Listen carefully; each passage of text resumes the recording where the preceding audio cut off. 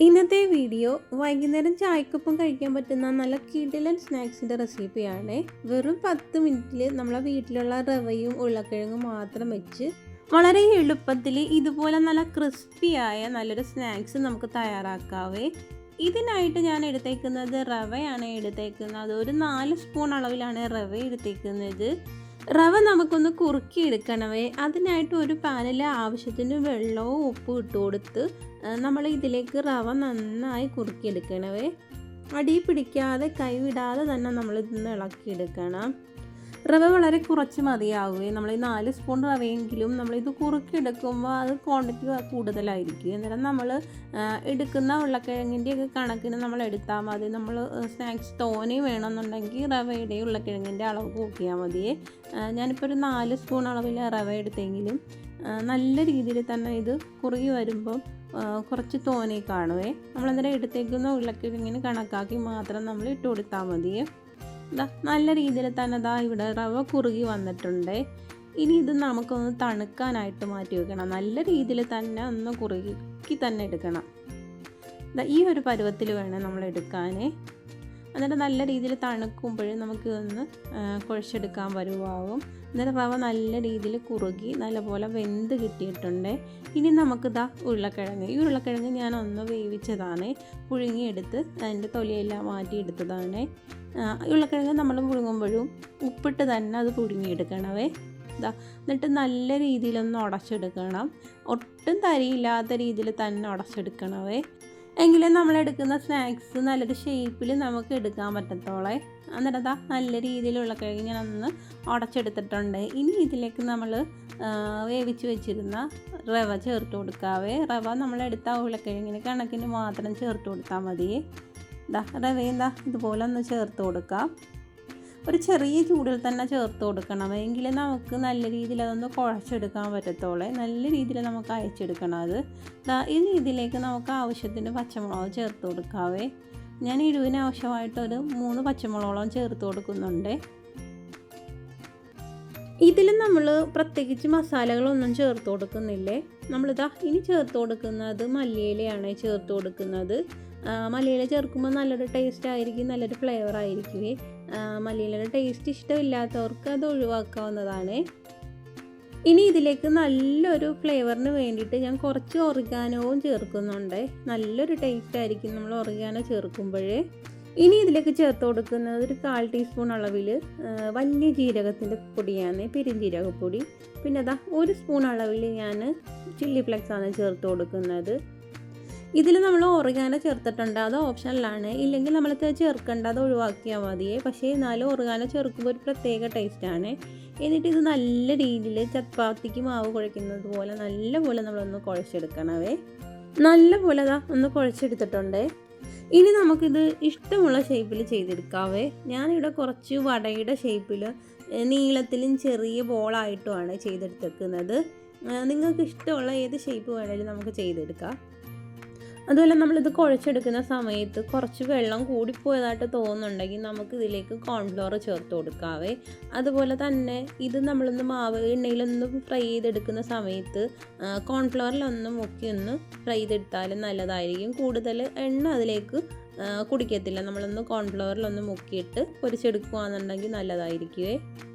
നമുക്ക് ഇഷ്ടാനുസരണം ഏത് ഷേപ്പിലായാലും നമുക്കിത് ചെയ്തെടുക്കാവേ. നമുക്ക് കട്ട്ലറ്റിൻ്റെ ഷേപ്പിലായാലും ചെയ്തെടുക്കാം.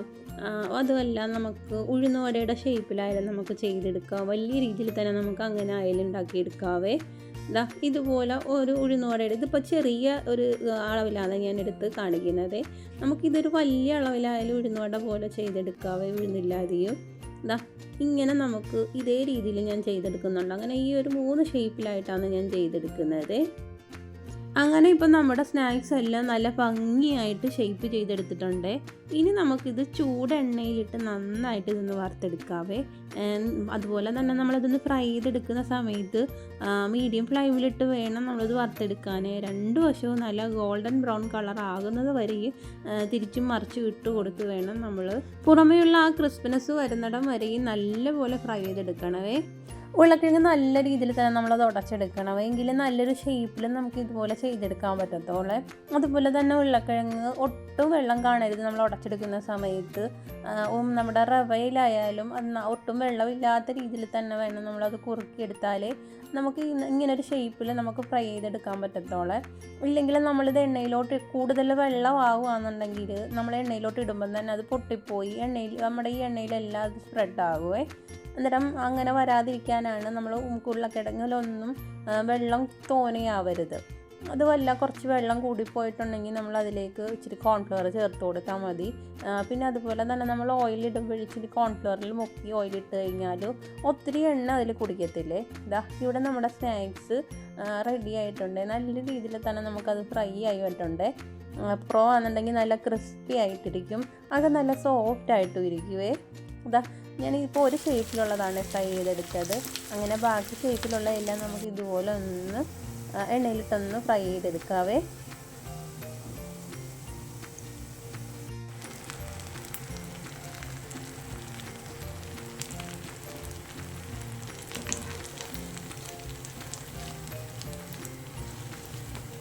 അങ്ങനെ രണ്ടാമത്തെ ഷേപ്പിൽ നമ്മൾ ചെയ്തിട്ട ആ ഒരു സ്നാക്സ് ഇവിടെ നല്ല രീതിയിൽ ഫ്രൈ ആയി വന്നിട്ടുണ്ട്. നമുക്ക് അത് ഓയിലിൽ നിന്ന് കോരിയെടുക്കാവേ. ഇത് നല്ല ക്രിസ്പിയാണ് ഈ ഒരു ഷേപ്പിൽ നമ്മൾ ചെയ്തിട്ടാലുവേ. ഇനി നമുക്ക് അടുത്ത ഷേപ്പിൽ ചെയ്തതും കൂടെ നമുക്ക് അത് ഇതുപോലെ ഒന്ന് ഫ്രൈ ചെയ്തെടുക്കാവേ. ഇത് ഞാനൊന്ന് കോൺഫ്ലവറിലൊന്ന് മുക്കിയിട്ടാണ് ഓയിലിട്ട് കൊടുത്തേക്കുന്നത്. ഈ രീതിയിലൊന്ന് കാണിച്ചു തരാൻ വേണ്ടിയിട്ടാണ് ഞാനിപ്പോൾ കോൺഫ്ലവറിലൊന്ന് മുക്കിയെടുത്തിട്ട് നമുക്ക് ഇതുപോലെ എണ്ണയിലിട്ട് കൊടുത്താൽ ഒരുപാട് എണ്ണ അകത്തോട്ട് കയറത്തുമില്ല, നമ്മളിട്ട സ്നാക്സ് പൊട്ടിപ്പോത്തതും ഇല്ലേ, നല്ല രീതിയിൽ തന്നെ നമുക്ക് കിട്ടുകയും ചെയ്യുവേ. അങ്ങനെ അതും ഞാനൊന്ന് ഫ്രൈ ചെയ്ത് കോരിയെടുത്തിട്ടുണ്ട്. അങ്ങനെ നമ്മൾ 3 ഷേപ്പിൽ ചെയ്ത് വെച്ച സ്നാക്സും ഞാൻ ഒന്ന് ഫ്രൈ ചെയ്തെടുത്തിട്ടുണ്ട്. വളരെ എളുപ്പമാണ് നമുക്ക് ഈ ഒരു സ്നാക്സ് ചെയ്തെടുക്കാനായിട്ട്. അങ്ങനെ റവയും ഉരുളക്കിഴങ്ങും വെച്ച് നമ്മൾ തയ്യാറാക്കിയ സ്നാക്സ് ഇവിടെ റെഡി ആയിട്ടുണ്ട്. നല്ല ചൂട് ചായയുടെ കൂടെ കഴിക്കാൻ നല്ലതാണ് ഇത്. കുട്ടികൾക്കൊക്കെ അത് ഒത്തിരി ഇഷ്ടപ്പെടുവേ. കുട്ടികൾ സ്കൂൾ വിട്ട് വരുന്ന സമയത്ത് കൊടുക്കാൻ പറ്റിയ ഏറ്റവും എളുപ്പത്തിൽ നമുക്ക് ഉണ്ടാക്കാൻ പറ്റിയ ഒരു പലഹാരമാണ് ഇത്. എല്ലാവരും ഇതൊന്ന് വീട്ടിൽ ട്രൈ ചെയ്ത് നോക്കണേ.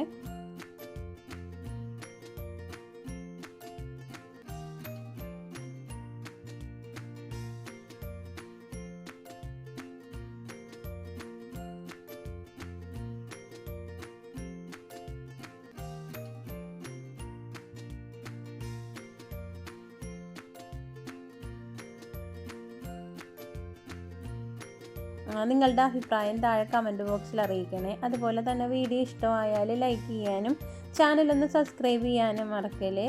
ഇനി അടുത്ത വീഡിയോയിൽ കാണാം.